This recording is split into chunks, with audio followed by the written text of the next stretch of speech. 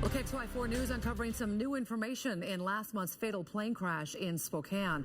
That Piper Malibu had just taken off from Phelps Field. It lost power and went down near the Hamilton Street overpass.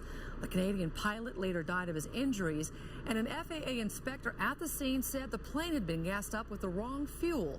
KXLY4's Jeff Humphrey working for you now with the latest. You have probably never made the mistake of putting diesel into your gas-burning car because the nozzle, it just won't quite fit in there. A similar mechanical safeguard is supposed to be in place to help pilots avoid making the same mistake when refueling their aircraft. Here at Phelps Field, Western Aviation sells both jet fuel and aviation gas from its self-serve pumps and fuel trucks.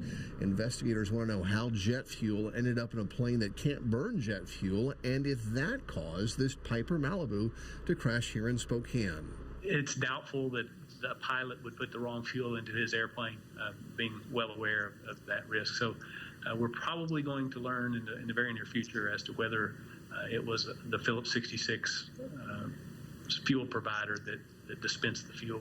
Mike Pearson is an attorney who specializes in aviation accidents. He says to avoid fueling mistakes, companies like Phillips 66 recommend using a special nozzle for pumping Jet A because they physically won't fit inside planes that only burn aviation gas, like the Piper Malibu that crashed.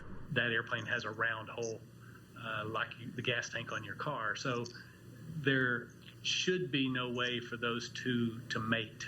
Pierce says he's confident investigators will get to the bottom of this crash and recommend changes if the wrong fuel is responsible. The question, Jeff, is who did it and how did it happen?